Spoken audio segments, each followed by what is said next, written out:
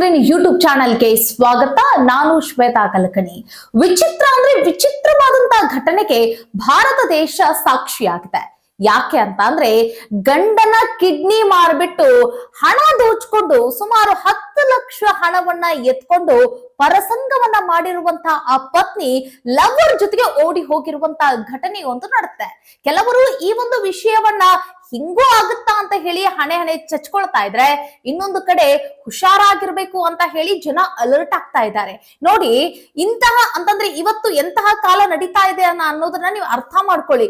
ಸೀತೆಯನ್ನ ಅನುಸರಿಸಬೇಕು ಅಂತ ಹಿಂದೆ ಇದ್ದಿದ್ದಂತಹ ಜನ, ಆದ್ರೆ ಈಗ ನೋಡಿ ಯಾವ ರೀತಿಯಾಗಿ ಏನೂ ಸಿಗ್ಲಿಲ್ಲ ಅಂತ ಹೇಳ್ಬಿಟ್ಟು ಏನನ್ನೂ ಕೂಡ ಅವಳಿಗೆ ಎತ್ಕೊಂಡು ಹೋಗಕ್ ಆಗದೆ ಇರೋ ಕಾರಣಕ್ಕಾಗಿ ಹಣ ಬೇಕು ಅಂತ ಹೇಳಿ ಗಂಡನ ಕಿಡ್ನಿನೇ ಮಾರಿ ಈಗ ಲವರ್ ಬಾಯ್ ಜೊತೆಗೆ ಓಡಿ ಹೋಗಿರುವಂತಹ ಘಟನೆ ಈಗ ಪಶ್ಚಿಮ ಬಂಗಾಳದಲ್ಲಿ ನಡೆದಿದೆ.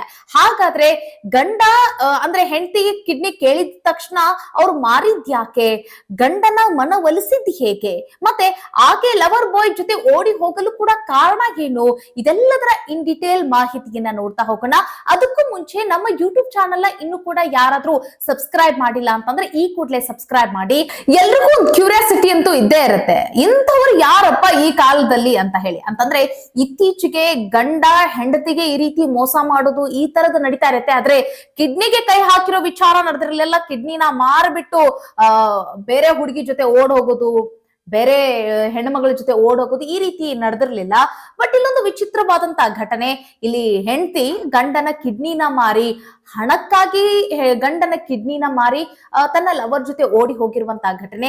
ಇದು ಎಲ್ಲಿ ನಡೀತು ಅನ್ನೋದು ಕೂಡ ಎಲ್ರಿಗೂ ಸಾಕಷ್ಟು ಕ್ಯೂರಿಯಾಸಿಟಿ ಇದೆ. ಮತ್ತೆ ಯಾರು ಅವರು ಅಂತಾನು ಕೂಡ ಕ್ಯೂರಿಯಾಸಿಟಿ ಇದೆ. ಅದನ್ನ ಒಂದೊಂದಾಗಿ ನೋಡ್ತಾ ಹೋಗೋಣ ಬನ್ನಿ. ಗಂಡನ ಹೆಸರು ಗೋಪಾಲ್ ಚಂದ್ರ ದಾಸ್ ಅಂತೆ, ಇನ್ನು ಹೆಂಡತಿಯ ಹೆಸರು ಶಿಲ್ಪಿ ದಾಸ್. ಮೂಲತಃ ಇವರು ಪಶ್ಚಿಮ ಬಂಗಾಳದ ಔರಾ ಜಿಲ್ಲೆಯ ಸಂಕ್ರೇಲ್ ಎಂಬ ಪ್ರದೇಶದವರಂತೆ. ಗಂಡ ಹೆಂಡತಿ ಮದುವೆಯಾಗಿ ಇವರು ಹತ್ತತ್ರ 13ರಿಂದ 14 ವರ್ಷ ಆಗಿದೆ. ಶಿಲ್ಪಿ ದಾಸ್ಗೆ ಮದುವೆ ಆಗಿ 1 ವರ್ಷದ ಗಂಡು ಮಗು ಇತ್ತಂತ. ಅಂದ್ರೆ ಇವರು ಚಂದ್ರದಾಸ್ ಜೊತೆಗೆ ಮದುವೆ ಆಗಿದ್ದು 2ನೇ ಮದುವೆ, ಶಿಲ್ಪಿ ದಾಸ್ಗೆ 2ನೇ ಮದುವೆ, ಅರ್ಥ ಮಾಡ್ಕೊಳ್ಳಿ.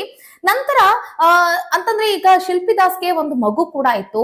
ಆದ್ರೂ ಪರವಾಗಿಲ್ಲ ಅಂತ ಹೇಳಿ ಚಂದ್ರದಾಸ್ ಶಿಲ್ಪಿ ದಾಸ್ನ ಮದುವೆ ಆಗಿ ಜೊತೆಗೆ ಆ ಗಂಡು ಮಗು ಏನಿತ್ತಲ್ಲ ಆ ಗಂಡು ಮಗುನು ಕೂಡ ಅವರೇ ಜವಾಬ್ದಾರಿಯನ್ನ ತೆಗೆದುಕೊಂಡು ಅವರು ತುಂಬಾ ಚೆನ್ನಾಗಿ ಇಲ್ಲಿವರೆಗೂ ಕೂಡ ನೋಡ್ಕೊಂಡು ಬಂದಿದ್ದಾರೆ.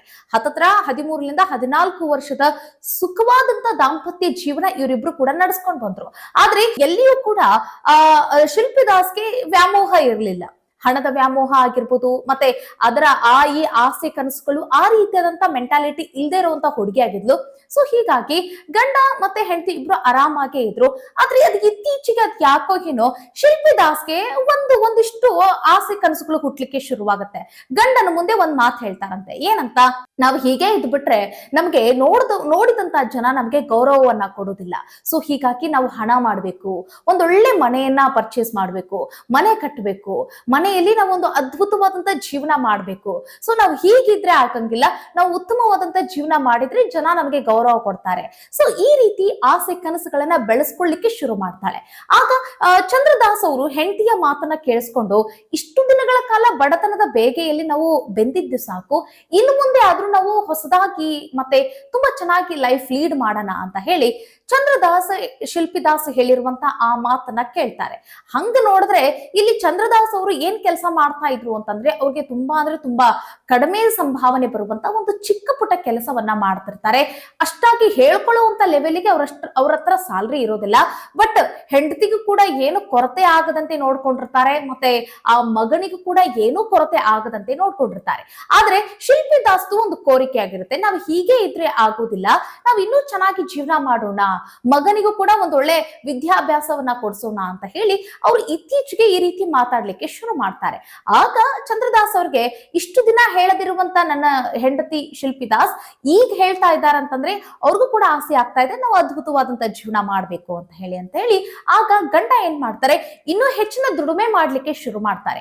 ಈಗ ನೋಡಿ, ದಿಢೀರ್ ಅಂತ ಮನೆ ಕಟ್ಟಬೇಕು, ದಿಢೀರ್ ಅಂತ ಹೇಳಿ ಐಷಾರಾಮಿ ಜೀವನವನ್ನ ಮಾಡ್ಬೇಕು ಅಂತ ಹೇಳಿದ್ರೆ ದುಡ್ಡು ಬೇಕೇ ಬೇಕು. ದಿಢೀರ್ ಅಂತ ಹೇಳಿ ಅಷ್ಟು ದುಡ್ಡನ್ನ ಹೊಂದಿಸಕ್ ಆಗೋದಿಲ್ಲ. ಮತ್ತೆ ನೀವು 1-2 ದಿನದಲ್ಲಿ ದುಡಿಯೋಕ್ಕೂ ಕೂಡ ಆಗೋದಿಲ್ಲ. ಹಂಗ್ ದುಡಿಬೇಕು ಅಂತಂದ್ರೆ ಏನಾದ್ರೂ ಕಳತನ ಏನಾದ್ರೂ ಮಾಡ್ಬೇಕಾಗತ್ತೆ. ಸೊ ಚಂದ್ರದಾಸ್ ಅವರು ಆ ತರದ ಕ್ಯಾಟಗರಿ ಅಲ್ಲ, ಒಂದ್ ಒಳ್ಳೆ ಉತ್ತಮವಾದಂತ ಮನುಷ್ಯ, ಒಂಥರ ಅಮಾಯಕ ಮನುಷ್ಯ ಅಂತಂದ್ರೂ ಕೂಡ ತಪ್ಪಾಗಂಗಿಲ್ಲ. ಅಂತಹ ಸಭ್ಯ ಇರುವಂತಹ ವ್ಯಕ್ತಿ ಚಂದ್ರದಾಸ್ ಆಗಿರ್ತಾರೆ. ಸೊ ಹೆಂಡತಿ ಹೇಳಿದ್ಲಲ್ಲ ಅಂತ ಹೇಳಿ ಹಂಗು ಹಿಂಗು ಮಾಡಿ ದುಡ್ಡು ಹೊಂದಿಸ್ಲಿಕ್ಕೆ ಶುರು ಮಾಡಿರ್ತಾರೆ. ಆದ್ರೆ ದುಡ್ಡು ಕೂಡೋದಿಲ್ಲ. ಅಂತಂದ್ರೆ ಈ ಶಿಲ್ಪಿದಾಸ್ ಅವರು ಆಸೆ ಕನಸುಗಳು ಇರ್ತಾವಲ್ಲ, ಅದನ್ನ ಈಡೇರಿಸುವಂತಹ ಅಷ್ಟು ಹಣ ಇವ್ರ ಹತ್ರ ಜೋಡಿಸ್ಲಿಕ್ಕೆ ಆಗೋದಿಲ್ಲ ಚಂದ್ರದಾಸ್ಗೆ. ಅವಾಗ ಒಂದ್ ಮಾತು ಹೇಳ್ತಾರೆ, ಅಷ್ಟು ಹಣ ಜೋಡ್ಸಕ್ ಆಗ್ತಾ ಇಲ್ಲ ಅಂತ ಹೇಳ್ತಾರೆ. ಆಗ ಶಿಲ್ಪಿದಾಸ್ ಕೊಟ್ಟಿರುವಂತ ಐಡಿಯಾ, ಇದನ್ನ ಸ್ತ್ರೀ ಕುಲ ಐತಲ್ಲ ಅವ್ರಿಗೆ ಮಾರಿ ಹಾಕ್ತಾ ಇರ್ತಾರೆ. ಏನಂತ ಅಂತಂದ್ರೆ ಶಿಲ್ಪಿದಾಸ್ ಏನಂತ ಐಡಿಯಾ ಕೊಡ್ತಾಳೆ ಗಂಡನಿಗೆ ಅಂತಂದ್ರೆ, ನಿಮ್ಮ 2 ಕಿಡ್ನಿ ಇದೆಯಲ್ಲ, ಅದರಲ್ಲಿ ಒಂದು ಕಿಡ್ನಿನ ಮಾರ್ಬಿಡಿ. ಒಂದು ಕಿಡ್ನಿ ಇದ್ರೆ ಏನೂ ಆಗೋದಿಲ್ಲ, ಆರೋಗ್ಯಕ್ಕೆ ಯಾವುದೇ ರೀತಿಯಾದಂತ ಹಾನಿ ಆಗೋದಿಲ್ಲ. ನೀವು ಒಂದು ಕಿಡ್ನಿಲಿ ನೀವು ಜೀವನ ಮಾಡ್ಬೋದು. ಇನ್ನೊಂದು ಕಿಡ್ನಿ ಇದೆಯಲ್ಲ, ಅದನ್ನ ಮಾರಿ ಬಿಟ್ರೆ ಆಗ ನಮ್ಗೆ ಹಣ ಬರುತ್ತೆ. ಆ ಹಣದಿಂದ ನಾವು ಮನೆ ಕಟ್ಟಬಹುದು, ಒಂದೊಳ್ಳೆ ಜೀವನ ನಡೆಸಬಹುದು ಅಂತ ಹೇಳಿ ಇಲ್ಲಿ ಶಿಲ್ಪಿದಾಸ್ ಚಂದ್ರದಾಸ್ ಅವರಿಗೆ ಈ ರೀತಿ ಹೇಳ್ತಾಳೆ. ಆಗ ನನ್ನ ಹೆಂಡತಿ ಹೇಳ್ತಾ ಇರೋದು ಕರೆಕ್ಟ್ ಆಗೇ ಇದೆ. 2 ಕಿಡ್ನಿ ಇಟ್ಕೊಂಡು ನಾನು ಏನ್ ಮಾಡ್ಲಿ, ಒಂದು ಕಿಡ್ನಿನ ಮಾರ್ಬಿಟ್ಟು ದುಡ್ಡು ತಗೊಂಡ್ ಬಂದ್ಬಿಡ್ತೀನಿ ಅಂತ ಹೇಳಿ ಅವರು ಈ ರೀತಿ ಅವರು ಕೂಡ ಒಪ್ಕೊಂಡ್ ಬಿಡ್ತಾರೆ. ಹೆಂಡತಿ ಹೇಳಿರೋ ಮಾತಿಗೆ ತಾಳ ಹಾಕ್ಬಿಡ್ತಾರೆ. ತದನಂತರ ಈಗ ಕಿಡ್ನಿ ಮಾರ್ಬೇಕಲ್ಲ, ಕಿಡ್ನಿ ಹೇಗ್ ಮಾರೋದು ಅಂತ ಹೇಳಿ ಯಾರೆಲ್ಲ ಕಿಡ್ನಿ ಬೇಕಾಗಿದ್ದಾರೆ ನೋಡಿ, ಎಲ್ಲ ಆಸ್ಪತ್ರೆ ಆಗಿರ್ಬೋದು, ಎಲ್ಲ ಕಡೆ ಹೋಗಿ ನಾನು ಕಿಡ್ನಿನ ಡೊನೇಟ್ ಮಾಡ್ತೀನಿ ಅಂತ ಎಲ್ಲ ಕಡೆನೂ ಕೂಡ ಹೇಳಿಕೊಂಡಿರ್ತಾರೆ ಇವರು. ಬಟ್ ಒಂದು ದಿನ ಅದೃಷ್ಟವಶಾತ್ ಇವರಿಗೆ ಒಬ್ರಿಗೆ ಅರ್ಜೆಂಟ್ ಆಗಿ ಕಿಡ್ನಿ ಬೇಕಾಗಿರುತ್ತೆ. ಆ ಸಂದರ್ಭದಲ್ಲಿ ಚಂದ್ರದಾಸ್ ಅವರು ಹೋಗಿ ಕಿಡ್ನಿನ ಕೊಡ್ತಾರೆ. ಅವರು ಹೆಂಡತಿ ಮಾತು ಕೇಳ್ಕೊಂಡು ಹೋಗಿ ಕಿಡ್ನಿನ ಕೊಡ್ತಾರೆ. ಅವರು ಕಿಡ್ನಿ ಪಡೆದವ್ರು ಇರ್ತಾರಲ್ಲ, ಅವರು ಸುಮ್ನೇನು ಕಿಡ್ನಿ ತೆಗೆದುಕೊಂಡಿರೋದಿಲ್ಲ. ಒಂದು 10 ಲಕ್ಷ ಹಣವನ್ನ ಚಂದ್ರದಾಸ್ ಅವರ ಕೈಗೆ ಕೊಡ್ತಾರೆ. ಚಂದ್ರದಾಸ್ ಅವರು ಬಂದಿರುವಂತಹ ಹಣವನ್ನೆಲ್ಲ ತೆಗೆದುಕೊಂಡು ಬಂದು ಇಲ್ಲಿ ಪತ್ನಿ ಆಗಿರುವಂತ ಶಿಲ್ಪಿದಾಸ್ ಅವರ ಕೈಗೆ ಇಡ್ತಾರೆ. ಸೊ ಶಿಲ್ಪಿದಾಸ್ ಅವ್ರು ಏನ್ ಮಾಡ್ತಾರೆ ಅಂತಂದ್ರೆ 10 ಲಕ್ಷ ಹಣವನ್ನ ಬಂದಿರುತ್ತೆ, ಅದನ್ನ ಮನೆಯಲ್ಲಿ ಇಟ್ಕೊಂಡಿರ್ತಾರೆ. ಆದ್ರೆ ದಿನ ಕಳೆದಂತೆಲ್ಲ ಶಿಲ್ಪಿದಾಸ್ ಅವರ ನಡವಳಿಕೆ ಸ್ವಲ್ಪ ಚೇಂಜಸ್ ಆಗಕ್ಕೆ ಶುರು ಮಾಡುತ್ತೆ. ಆದ್ರೆ ಚಂದ್ರದಾಸ್ ಅವರು ಅದೆಲ್ಲವನ್ನ ಗಮನಿಸಿದ್ರು ಸಹಿತ ದುಡ್ಡು ಬಂದಿರೋ ಖುಷಿಯಲ್ಲಿರ್ತಾರೆ, ಮನೆ ಕಟ್ಟೋ ಅಬ್ಬರದಲ್ಲಿರ್ತಾರೆ. ಆಗೇನಾಗುತ್ತೆ ಅಂತಂದ್ರೆ ಶಿಲ್ಪಿದಾಸ್ ಮನೆ ಒಳಗಡೆ ಇನ್ನೊಬ್ಬ ವ್ಯಕ್ತಿಯ ಜೊತೆಗೆ ಮಾತನಾಡುವಂತಹ ಒಂದಿಷ್ಟು ವಿಚಾರಗಳು ಗೊತ್ತಾಗತ್ತೆ. ಅಂದ್ರೆ ಪರಸಂಗವನ್ನ ಬೆಳೆಸಿರ್ತಾಳೆ ಅನ್ನೋದು ಗೊತ್ತಾಗಿರೋದಿಲ್ಲ ಇಲ್ಲಿ ಚಂದ್ರದಾಸ್ ಅವ್ರಿಗೆ. ಯಾಕಂತಂದ್ರೆ ಹೆಂಡತಿ ಮೇಲೆ ಅಷ್ಟೊಂದು ನಂಬಿಕೆಯನ್ನ ಇಟ್ಕೊಂಡಿರ್ತಾರೆ. ಅಮಾಯಕ ಜೀವಿ ಚಂದ್ರದಾಸ್ ಅವರು. ಸೊ ನನ್ನ ಹೆಂಡತಿ ಚೆನ್ನಾಗೇ ಇದ್ದಾರೆ, ಒಳ್ಳೆವಳು, ಹಾಗೆ ಹೀಗೆ ಅಂತ ಹೇಳಿ ಇವ್ರು ಅನ್ಕೊಂಡಿರ್ತಾರೆ. ಆದ್ರೆ ಅಲ್ಲಿ ಮಾತ್ರ ಅನಾಚಾರ ಆಗ್ತಾ ಇರತ್ತೆ. ಶಿಲ್ಪಿದಾಸ್ ಅವರು ಮಾಡಿದ್ದೆಲ್ಲ ಅನಾಚಾರ ತರ. ಏನಂತಂದ್ರೆ ಶಿಲ್ಪಿದಾಸ್ ಅವರು ಪರಸಂಗವನ್ನ ಬೆಳೆಸ್ಕೊಂಡಿರ್ತಾಳೆ, ಬೇರೊಬ್ಬ ಪುರುಷನ ಜೊತೆಗೆ ಸಂಬಂಧವನ್ನ ಇಟ್ಕೊಂಡಿರ್ತಾಳೆ, ಅವ್ರ ಜೊತೆಗೆ ಲವಿ ಡವಿಯಲ್ಲಿ ಇರ್ತಾಳೆ. ಹಾಗಾಗಿ ಫೋನ್ ಕಾಲ್ ಗಳನ್ನ ಮಾಡ್ತಿರ್ತಾಳೆ, ಬ್ಯುಸಿ ಆಗೇ ಇರ್ತಾಳೆ.